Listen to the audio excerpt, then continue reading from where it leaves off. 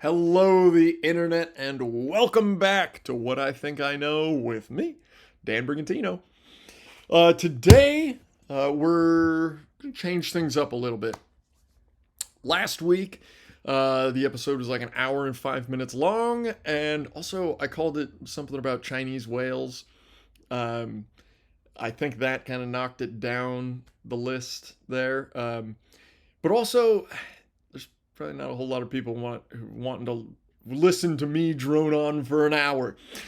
So we're gonna change it up. We're gonna do a half an hour show today.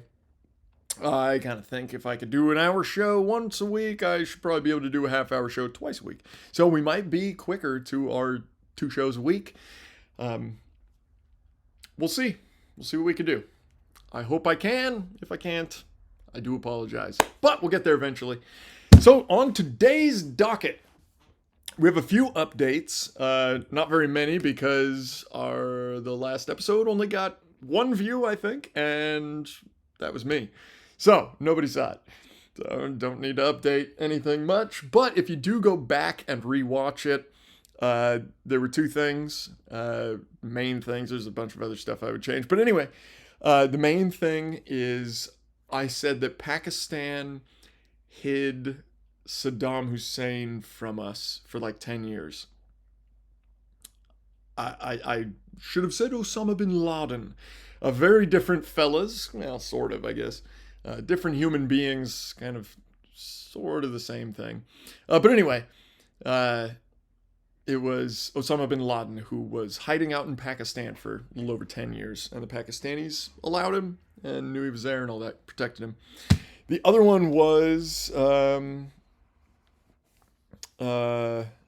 just about Iran. It did end up being the shock and awe sort of thing. As of now, this is Thursday, the 26th. I do believe it's been confirmed that all the nuclear stuff has been destroyed, the enrichment facilities. Now, it was an issue, honestly, because for like electricity type of use, nuclear, you only need like 20% enrichment. Um, uh, for nuclear bombs, I think it's like 90% enriched that you need. And Iran was at 60%. It's slow getting from 20 to 60, but once you kind of get up there, you start moving really fast. So from 60 to 90, they say is only like 5 weeks at best. Um, so it makes sense. I think it was a great idea, great thing to do. It was done well. We'll see if there are any repercussions. At this point, it's kind of looking like no. Looks like all three parties, us, Israel, and Iran, were all happy about it. And all of Iran's allies, including Russia, they seem to be hands off, which is pretty cool. There is one thing, though, that everybody's talking about: the sleeper cells that could be hiding out here. We did have at least 4 years of a wide open border. Anybody could just walk in whenever they wanted. So the fact that there could be sleeper cells in the country is not too far off. There very well could be. Nobody's done anything yet. Kind of leads me to think that nothing will happen. However, they do like their symbolism, and the 4th of July is coming up very soon. Less than a week out right now. What day is it? I said 26. So we're about 8 days. I can't remember if there's 31 days in June. 8 or 9 days away. Be wary if you're in a city. I think I've heard things about a dirty bomb kind of stuff. Um, don't be too afraid. Don't be too worried. But keep your wits about you. That's about all I got for updates and whatnot. So let's move into our super fun fact, which is also kind of like word of the day, I suppose. I think all three of them have been words. Not that anybody would know about last week's. Last week's word was braggadocious, which is essentially just a combination of bragging and douchebaggery combined. Very fun. skip back. I think I did it earlier in the episode. If you don't want to listen to too much, you can find it there. Today's word or fun fact is that, the word itself is pusillanimous, and it is referring to the shortened version, which does not refer to female parts. Instead, it actually refers to a wimp. That's very simple. So the word pusillanimous, the definition of the word pusillanimous is showing a lack of courage or determination, semicolon, timid. You know, whether synonyms of timid, wimpy, weak, whatever, weak-minded more like, or not courageous, lacking determination. Those are great ways to describe it. It comes from the two words pusillus, which means very small, and animus, which means spirit. Together they mean very small spirit, which that would shift very well into showing a lack of courage or determination. Now, if we're talking literal, very small spirit, we'd be talking, what, like a squirrel? I don't know. But metaphorically, a person who lacks courage or determination is timid. They're wimpy. They're small-minded. They're scared. Whatever you want to call it, whatever your synonym is. It's pretty simple, pretty clean cut right there. I think we all know where I'm going with that. Now a little bit more. The shortened version of that word, I'm trying to not say it so that I don't have to bleep so much, but the shortened version of that word, pusillanimous, the shortened version, I believe I've gotten my stuff here kind of mixed up. I think it was the 18th century that word first came out, and it was seen in two different places around that era. In the English kind of stuff, further south, I guess I'm thinking Scandinavian right now, because that's where the other half of the word comes from. We'll start there. The Scandinavians called pockets pussies, or more like pussy, something like that. But that's what they called pockets. And then further south in the English areas, the more proper English speakers, they called anything that was like fluffy or soft, they called them pussies.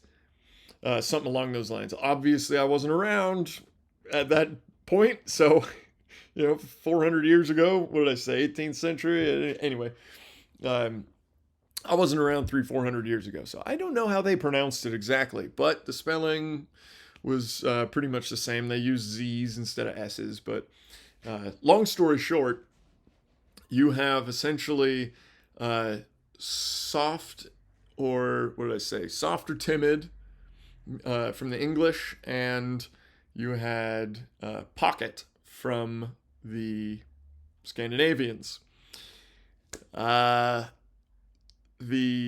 softest pocket I can think of, also something that would make me perhaps a little timid, or at least a little more reserved, would be the same thing. Also, the people who carry these types of pockets tend to be a little more timid, or reserved at least, than the average fella. I think you can surmise where I'm headed. Essentially, pockets, soft, put them together, soft pockets, female parts, is what that equals. A combination of those two words, anyway. So, basically the same thing as pusillus and animus, but in a different direction. So, kind of our fun fact of the day is when you call somebody a pussy, you're just calling them timid, or you're saying they have a lack of courage or determination. You are not referring to female parts.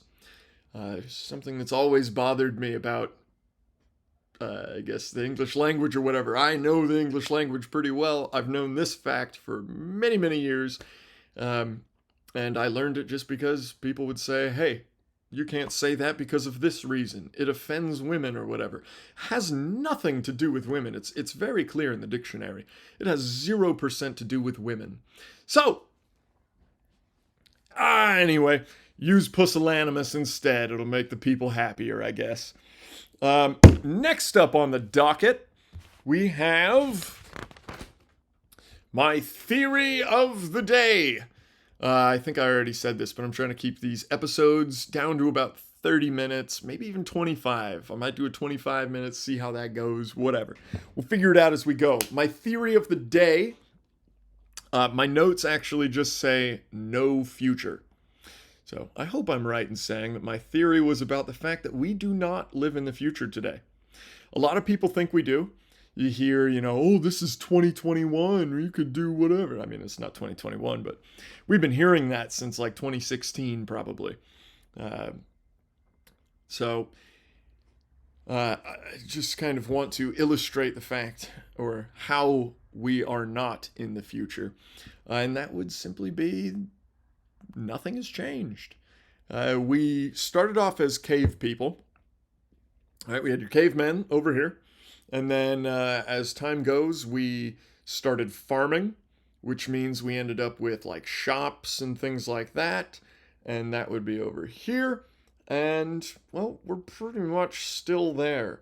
Okay, there is this little fraction of a segment over here that includes internal combustion and electricity. That's it. So that's our history. Sorry, let me square that up. This is our history. We have cavemen up to probably about here. Then we have civilization up to about here. And then we have internal combustion and electricity. Everything else existed the whole time. Science, all that stuff. Religion kind of, I will say, got a little bit in the way of the science stuff. But it was really just like over religious people basically saying any sort of advancement was against religion, which obviously isn't true if you've ever read the Bible. Things change in the Bible just like they change here every day. So what I really mean by we're not living in the future is, the best things we have are phones, computer boxes. That's the best we got. I've just realized I was saying it was the 26th earlier. I am recording this on the 26th. But anyway, phones are pretty much the closest thing we have to being in the future. Everything else we have, they had back in the 40s and 50s.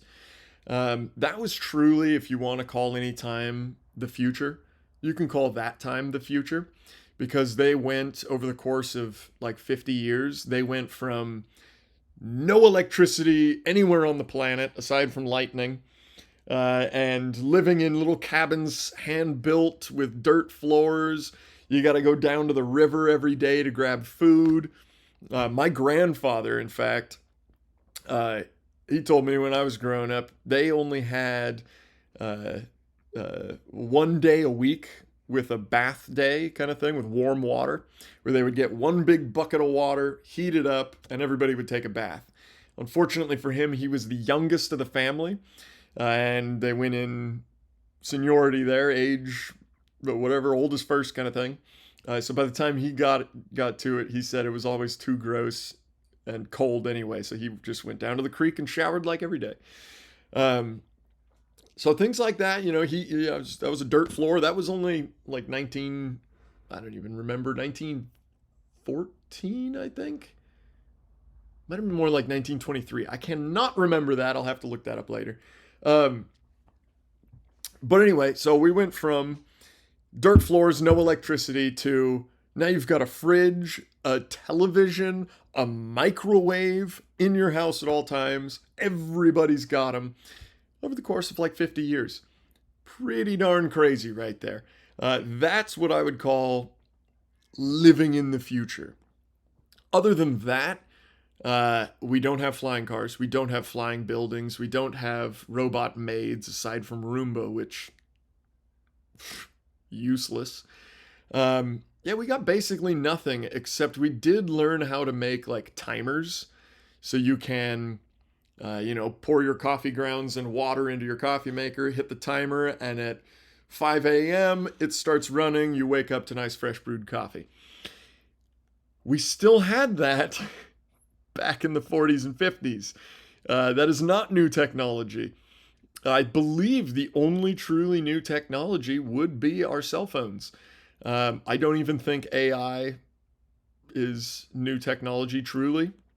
We've been working with AI for, as far as I can remember, many hundreds of years. I do believe, like, I can't remember, Aristotle or one of those really really old guys was thinking around. Oh, what? Oh gosh, no, I can't remember. Da Vinci. Um, is that right? No, not Da Vinci.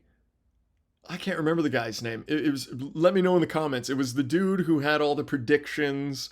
The metal birds flying in the sky. He predicted Hitler. Whatever. All that sort of stuff. It wasn't Plato. It was Nostradamus. There we go. It was Nostradamus. Now I've forgotten how we even got to Nostradamus.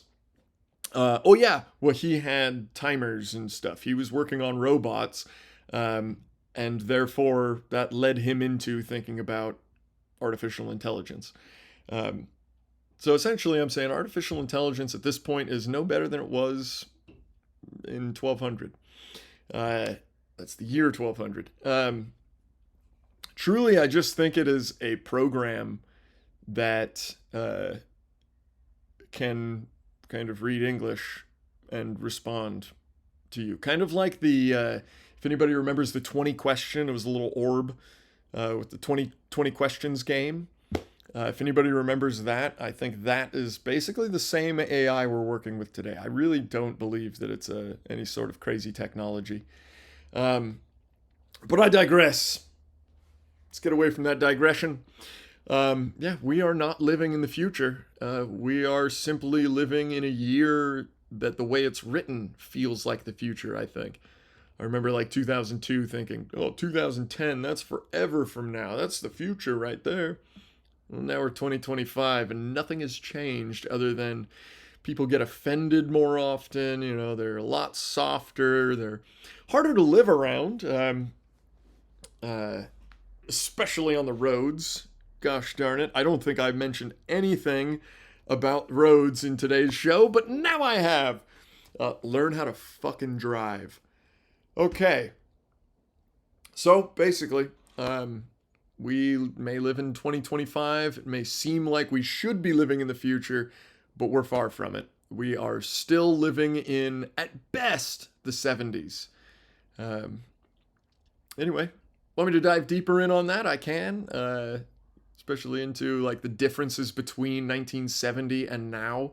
They're pretty astonishing. But if you're interested, let me know and we can talk about that next week. Now, next up, I'd like to be frank with you. Okay? I had a bit of an issue this week. Our power went out. There was a crash down the road. Somebody hit a power pole. And, well, we were out of power for like 6 hours. Me and my fiance were talking about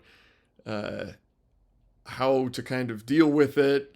Her mom lives on the other side of town, so we were thinking we could empty the fridge, bring it all to her house. And I was thinking, I just don't think that it's going to be that long that the power's out. It's normally really not that long, even when someone does like hit a power pole. It's not uncommon. So I was thinking it wasn't going to be long, and of course we got a text that it was going to be like 3:30 in the morning that they were going to get it back. I still didn't really believe that. I still thought we were going to have power back by the evening at least. I'm not trying to win an argument there or anything, but I was correct. We ended up not doing anything. She fortunately was not home at the time, so she didn't really need the fridge. And I myself I've got stuff in the pantry if I'm hungry. Whatever, I'll figure it out. So I didn't need the fridge either. So we just left it be. My big issue with that is when we looked it up, we found out that generally fridges only hold their temperature for 4 hours. So if I go over to my fridge right now and unplug it and put a timer on for 4 hours, it will be maybe not warm, but warm enough where food will start to spoil. It has been 5 hours since I started this. Not the video, but this little project here. I have this bag, Trader Jose's, terrific company, but they do have their organic fruits are using Bill Gates. I can't remember what it's called, Quee something or other. Be careful. So in this bag at 11:30 this morning, it is now 4:24 p.m. 5 hours ago. All right, sorry about that little pause. I slid the bag over a key and stopped the recording. I did stop unzipping as well. I have not touched anything. Nothing's changed. So 5 hours in this bag, and it is slightly, if you could kind of see the texture there, it is slightly insulated. It's got a layer of foam and 2 layers of fabric. I would really not call it insulated. If it was a really hot day, it would not be very insulated. Now, speaking of hot, I do have a temperature gauge over here. It's for my fish tank, but I put it out in the open air to see what temperature it is in the garage right now. Give me 1 second. And we're at 24 degrees Celsius, which is going to have to be another rant of mine, Celsius to Fahrenheit. Anywho, 75 degrees in the garage. It's been sitting here for 5 hours, and we have a big stick of butter. Now, it is a little bit soft on the edges. I just want to take a temperature of her here. And we're looking at 69. Oh, I'm all the way through this stick here. Hold on.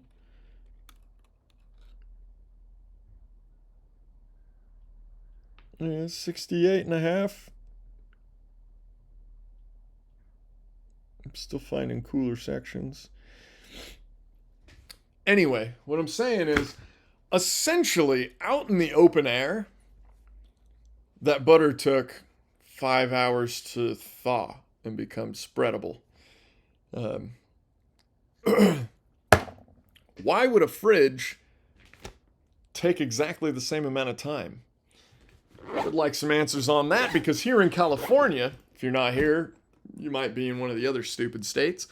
But here in California, we are forced to have energy efficient machines.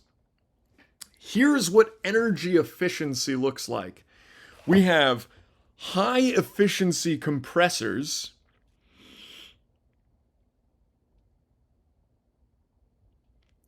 I don't know if you know anything about compressors, but generally that means it's just like a little single cylinder engine, really tiny, and it just moves air around. Only takes a tiny amount of electricity to move the electric motor, which spins the piston, which draws in air into the cylinder and then pushes it out the other way. So we basically, we got weaker air pumps or something? Are they weaker, or how could you make an electric generator more efficient? It's the same as your alternator in your car. It's just going to be a different size. It's the same as the electric motor in your RC car or plane or whatever the hell. I have one sitting right here. The guy that spins this little motor, that is an electric motor or a generator. Depends on how you wire it up. One way you wire that, and you spin the, in this case, you spin the fan blades here, you spin the propeller, and you will generate electricity. If you go to the backside of the generator there, wire it the opposite direction, it will then power the motor and spin it. So you can either exude electricity or you can produce electricity. It just depends on how you wire the backside of it. Uh, it's just a bundle of copper wires. I really don't understand what they mean by high efficiency compressors. Using thinner lubricant, maybe? You could spin the compressor easily or easier. That would produce some 0.0000001% efficiency greater. Unheard of. I've never heard something that stupid until I heard this one. Advanced temperature plus, well, I put the plus in there. Advanced temperature and defrost mechanism. Yeah, what? What even is that? Um, you don't need defrosting in a fridge so much. Um, and I could be wrong. Maybe on the back side of the fridge you need it, where all the fun stuff happens. Um, if you know anything about your air conditioning system in your car or your house, your fridge works exactly the same way. The only difference is it's a little bit smaller than your car. Um, but it's an air conditioner. It uses a compressor pump to compress air that is coming into the system, spit it through a venturi, which expands it, makes it colder, goes through whatever, whole system there, and eventually a kind of like a radiator, essentially. Air is thrown through that, which cools it. Because all that really cold Freon or whatever fluid they're using is run through those little tiny copper tubings or tubes. So those can get frosty, but if you just don't run it 24/7, they will melt. Just like when you park your car after using the air conditioning and you come back to it and it's got a puddle underneath the car. Well, that's just because your air compressor in your car got really frosty while you were driving and now all that ice is melted off. It's very simple. Your car has no issues, it's just water. And not from the inside either, from the outside. So that's an interesting thing there. I don't have any idea what they could be talking about with that, unless they're specifically talking about the freezer. In which case, again, that's basically you're telling me that you automatically warm up the freezer to dehumidify it. But then where's like the water catch can? I should have to empty water out.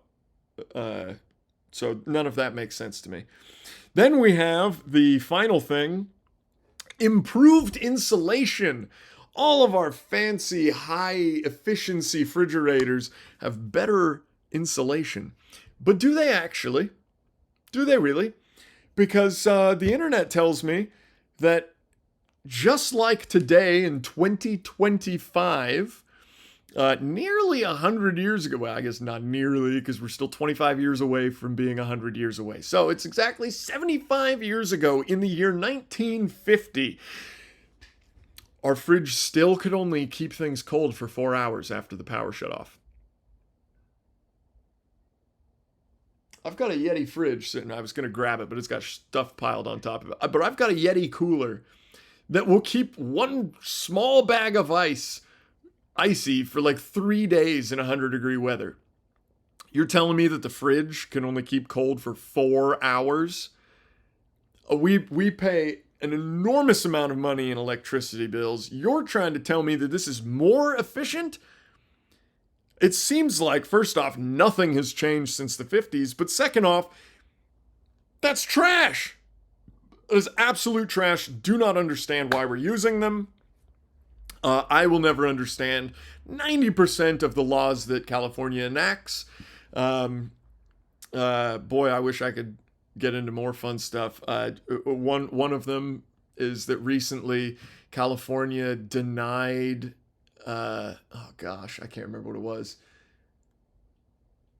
Yep, I can't get specific enough to really mention it. But what I will say is, about 6 months ago, they passed a bill saying that I believe it was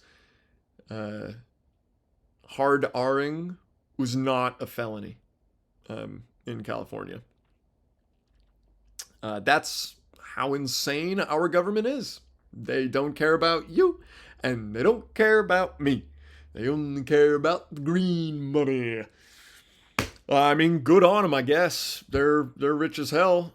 Gavin Newsom just bought a $9 million mansion on his maybe 200, if he's lucky, really really really lucky, like $250,000 salary. Um, Boy, I would love a $9 million mansion right now. I'd also love to shut down the state and then have all my friends out to dinner at the French Laundry. That'd be fun too. Anywho, I'm thinking about next week, or if once we get to 2 episodes a week, I'm gonna add in a segment that I'll call "Translating Newsom," and it's just gonna be me watching his speech and translating it for him, or for you rather. That is me being about as frank as I can. I'm just really pissed off with all this. Like, I can't even buy a gas powered lawnmower in this state. I can't buy a gas powered lawnmower. All right. Whatever, man.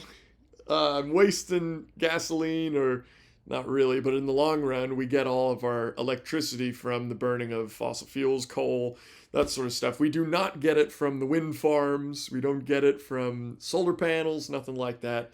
None of those things will ever be efficient enough to take over. Unfortunately, I'd love to live in a dream world where we actually got to see the future. Not going to happen, though. Now I would like to,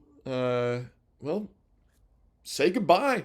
It's been a little over 30 minutes, I think, maybe even be 40 minutes. I do apologize. I'll make them shorter in the future and more of them as well. Thanks for stopping by. Thanks for listening in to what I think I know. If you think you know something, leave it in the comments down below. If you want to hear what I think I know about something, leave it in the comments below. If you've got a subject that you'd like to hear me ramble on about, or maybe be super mean about, or super nice about, or something, I don't know, leave it in the comments and we'll figure out what I think I know about what you think you might know. Anyway, God bless y'all. We'll see you next time. And have a great weekend. Happy Friday.